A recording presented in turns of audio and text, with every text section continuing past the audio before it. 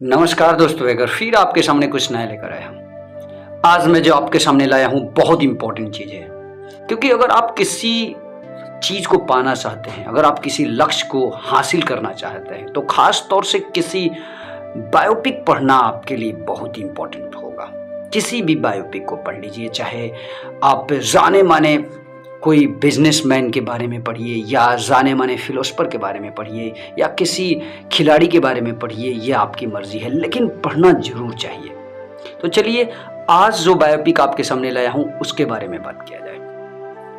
आज एक बहुत ही खूबसूरत किताब मुझे हाथ लगी, तो इसके बारे में आपको बताने जा रहा हूं। यह किताब है the biography of Vivekananda. I think कौन नहीं जानता है। याद कीजिए वो साल 1893 जो शिकागो अमेरिका में जाकर भारत का परचम लहराया, यही व्यक्ति था। जी हाँ, मैं स्वामी विवेकानंद के बारे में बात कर रहा हूँ। और मैं आप लोगों से ये रिकमेंडेशन जरूर करूँगा कि अगर आप अभी तक स्वामी विवेकानंद के बारे में नहीं पढ़े हैं तो ज़रूर पढ़ लीजिए। हालांकि ये किताब मैं पढ़ने नहीं जा रहा हूँ, लेकिन आज इस किताब के बारे में आपको बता देता हूँ। यह किताब मुझे हाथ लगी। अब रही बात कि बहुत से ऐसे राइटर्स ने इनके बारे में लिखा है।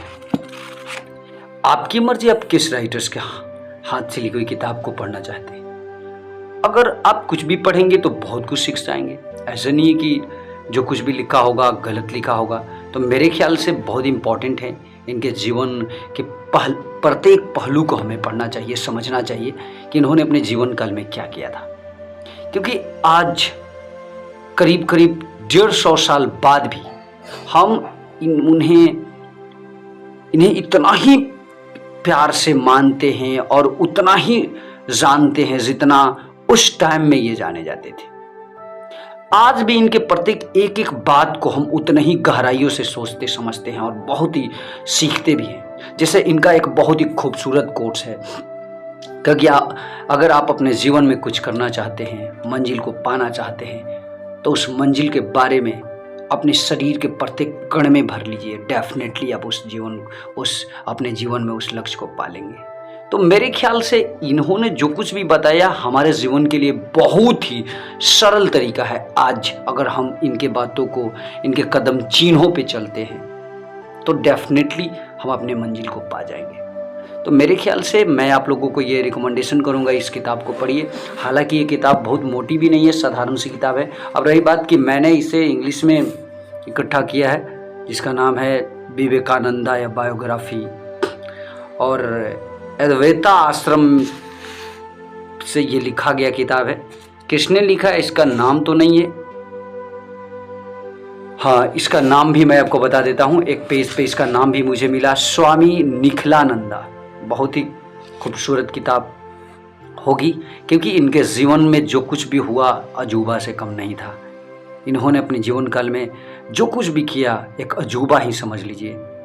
तो मेरे ख्याल से इनके जीवन को हमें ध्यानपूर्वक पढ़ना चाहिए, समझना चाहिए, क्योंकि इनके जीवन से हमें बहुत कुछ सीखने को मिल सकती है।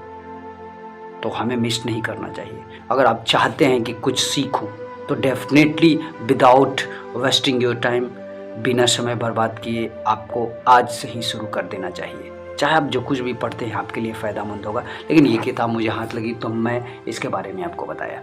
अब आपकी मर्जी कि आप क्या पढ़ेंगे। तो चलिए, बस आज के लिए इतना ही है, और फिर एक दिन आपके सामने इस किताब के बारे में पूरी तरह से पढ़कर ज़रूर रिव्यूज़ लाऊंगा।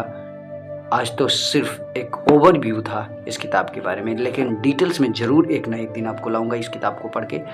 तो आशा करता हूँ कि आपको कुछ बात तो ज़रूर दिल छू गई होगी। तो डेफिनेटली आप पढ़ना शुरू ज़रूर करेंगे।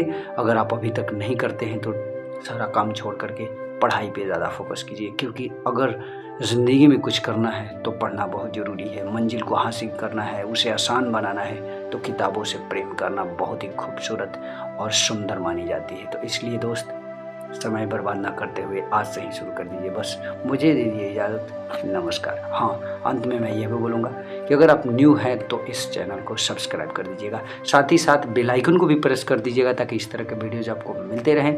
अगर आप प्रेस करते हैं तो डेफिनेटली इस तरह के वीडियोज़ आपको ज़रूर मिलेंगे। तो बस मैं चाहता हूँ, नमस्कार, जय हिंद।